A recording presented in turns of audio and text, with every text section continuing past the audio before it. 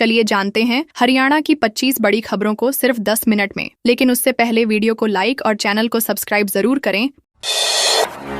पानीपत में रोडवेज की AC bus की स्टीयरिंग फेल हो गई। पानीपत में हरियाणा रोडवेज की एक एसी बस की स्टीयरिंग अचानक फेल हो गई, जिससे बड़ा हादसा होते होते टल गया। बस बाबरपुर टोल प्लाजा के पास थी और इसमें 36 यात्री सवार थे। बस रोहतक डिपो से चंडीगढ़ जा रही थी। ड्राइवर ने स्टीयरिंग फेल होते ही तुरंत ब्रेक लगाकर बस को नियंत्रित किया। बस फुटपाथ पर चढ़ गई, लेकिन किसी यात्री को चोट नहीं आई। ड्राइवर सुरेंद्र ने बताया कि बस नई थी और स्टीयरिंग अचानक क्यों फेल हुई इसका उन्हें कोई अंदाजा नहीं। हादसे से यात्रियों में डर फैल गया, लेकिन स्पीड कम होने के कारण गंभीर हादसा टल गया। हरियाणा में आईआईटी के लिए 300 एकड़ जमीन बेगा-हिसार। हरियाणा में इंडियन इंस्टीट्यूट ऑफ टेक्नोलॉजी के लिए केंद्र सरकार ने पहले ही सैद्धांतिक मंजूरी दे दी है। इसके लिए करीब 300 एकड़ जमीन की आवश्यकता है। प्रदेश के 5 सांसद अपने अपने क्षेत्रों में इसे लाने के लिए प्रयासरत हैं। इसी बीच कैबिनेट मंत्री रणबीर गंगवा ने हिसार में जमीन देने का प्रस्ताव मुख्यमंत्री को भेजा और विजन डॉक्यूमेंट भी सौंपा। 8 महीने पहले एचआरडी मंत्रालय से निर्देश मिलने के बाद तकनीकी शिक्षा विभाग ने सभी डीसी से जमीन की जानकारी मांगी थी। अब देखना होगा कि आईआईटी के लिए जमीन आखिर किस जिले में तय होगी। रोहतक में महिला को छेड़ते युवक की पिटाई। रोहतक में मोबाइल नंबर मांगने के लिए एक युवक ने महिला का पीछा किया और आपत्तिजनक बातें करने लगा। महिला बाजार में कपड़े खरीद रही थी। महिला ने शुरुआत में युवक को इग्नोर किया, लेकिन जब उसने रोक नहीं मानी तो महिला ने शोर मचाया और युवक पर थप्पड़ बरसाए। आसपास के लोग इकट्ठा हुए और युवक की पिटाई शुरू कर दी। युवक माफी मांगने लगा, लेकिन लोग उसकी पिटाई जारी रखे। घटना का वीडियो सोशल मीडिया पर वायरल हो गया है। पुलिस को शिकायत नहीं मिली, लेकिन यह मामला चर्चा का विषय बना हुआ है। आतंकी डॉक्टर्स के मददगारों पर एनआईए लेगी बड़ा एक्शन। दिल्ली ब्लास्ट के आतंकी मॉड्यूल में शामिल डॉक्टरों के मददगारों पर एनआईए कार्रवाई करने जा रही है। ये लोग मॉड्यूल को शेल्टर, वाहन, फाइनेंस और लॉजिस्टिक सपोर्ट देते थे। हरियाणा के फरीदाबाद, नूह, गुरुग्राम और यूपी के लखनऊ, कानपुर, सहारनपुर तथा जम्मू कश्मीर में इनके सक्रिय होने की जानकारी मिली। फरीदाबाद से दर्जन भर संदिग्ध हिरासत में लिए गए हैं। जांच में सामने आया कि डॉक्टर मरीजों की मदद के बहाने मॉड्यूल के लिए लोग जुटाते थे। अब एनआईए पूरे नेटवर्क की जांच कर रही है और दोषियों को सजा दिलाने की तैयारी में है।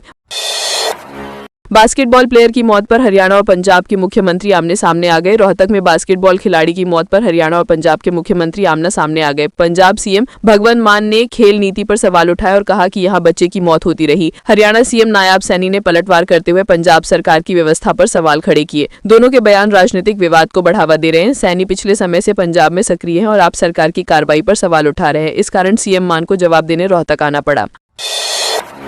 पाकिस्तानी डॉन ने गैंगस्टर लॉरेंस को धमकाया। पाकिस्तानी डॉन शहजाद भट्टी ने गैंगस्टर लॉरेंस बिश्नोई को जान से मारने की धमकी दी। भट्टी ने कहा कि भारत सरकार या जनता से उसका कोई विवाद नहीं है, केवल लॉरेंस से दुश्मनी है। उसने हवाले के जरिए पैसे भेजने और सिरसा महिला थाने में धमाका कराने की बात स्वीकार की। भट्टी ने कहा कि लॉरेंस ने उसके साथ गद्दारी की है और वो अपनी औकात में रहे। पुलिस ने धमाके के बाद 5 संदिग्धों को हिरासत में ले लिया। भट्टी की धमकी से इलाके में तनाव बढ़ गया। नारनौल में मंत्री के सामने उठा छात्राओं से दुर्व्यवहार मुद्दा। महेंद्रगढ़ जिले में निजी और सहकारी बसों में छात्राओं के साथ दुर्व्यवहार का मुद्दा ग्रीवांस कमेटी की बैठक में उठाया गया। सदस्य राजेंद्र यादव ने बताया कि कई बसों में छात्राओं के पास मान्य नहीं होती और किराया न देने पर उनके साथ बदसलूकी होती है। इस पर पर्यटन मंत्री अरविंद शर्मा ने दोषी बस ऑपरेटरों के खिलाफ सख्त कार्रवाई और बसों को इम्पाउंड करने के आदेश दिए। मंत्री ने कहा कि छात्राओं की सुरक्षा सर्वोपरि और कोई समझौता नहीं किया जाएगा।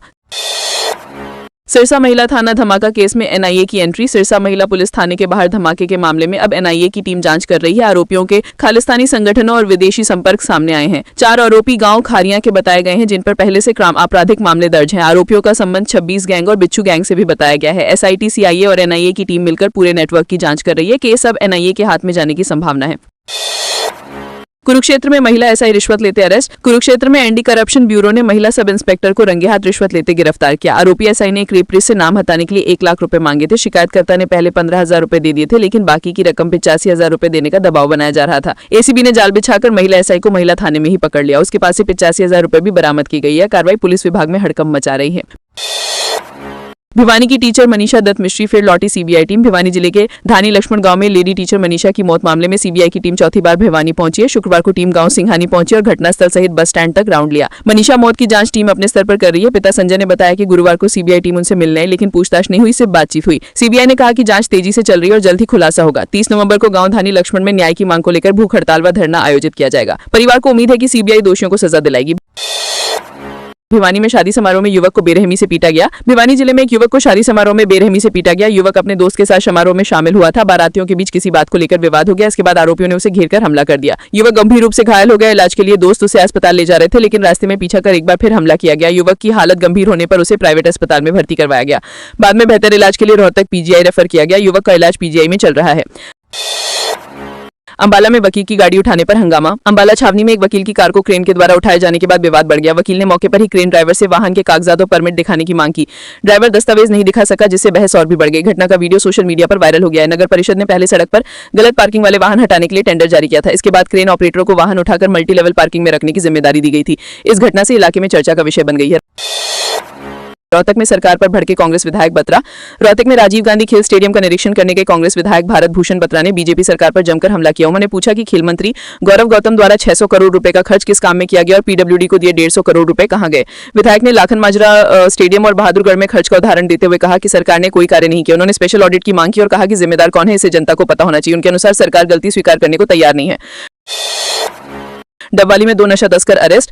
डबवाली में दो नशा तस्कर अरेस्ट किए गए। आरोपियों के पास 18 लाख रुपए कीमत की 90 ग्राम हेरोइन और एक बाइक मिली। आरोपियों की पहचान कमल उर्फ टिंकला और संजय कुमार के रूप में की गई। एनएसी संचारी रंजोत सिंह ने बताया कि पुलिस टीम को सूचना मिली थी और वो बस स्टैंड मंडी डबवाली के पीछे गली में नाकाबंदी कर रही थी। सूचना के आधार पर टीम ने आरोपियों को पकड़कर हिरासत में ले लिया।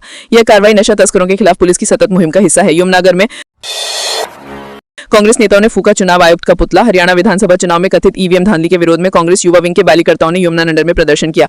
अनाज मंडी के मुख्य गेट पर सैकड़ों कार्यकर्ताओं ने मुख्य चुनाव आयुक्त का पुतला फूककर रोष जाहिर किया। उन्होंने वोट चोर, गद्दी छोड़ो, जनादेश का अपमान बर्दाश्त नहीं जैसे नारे लगाए। प्रदर्शन की कमान प्रदेश युवा उपाध्यक्ष महमूद चौधरी ने संभाली और कार्यकर्ताओं को संबोधित किया। उन्होंने कहा कि चुनाव में जनता ने कांग्रेस को स्पष्ट बहुमत दिया था। प्रदर्शन के दौरान भारी संख्या में युवा शामिल हुए और सरकार के खिलाफ नारेबाजी की। गुरुग्राम में गाड़ी ने युवक को कुचला। गुरुग्राम के NH48 हीरो होंडा फ्लाईओवर पर पैदल जा रहे युवक को अज्ञात वाहन ने टक्कर दी। हादसा इतना गंभीर था कि युवक के सिर के टुकड़े हो गए और मौके पर ही मौत हो गई। मृतक की उम्र लगभग 30 वर्ष बताई जा रही है। पुलिस ने मौके पर पहुंचकर शव को पोस्टमार्टम के लिए कब्जे में लिया है। पुलिस ने मौके पर लगभग 20 मीटर तक घसीटने के निशान पाए हैं। मृतक के पास से पहचान संबंधी कोई दस्तावेज नहीं मिला। वह गहरे रंग की जींस और सफेद टी-शर्ट पहन रखा था।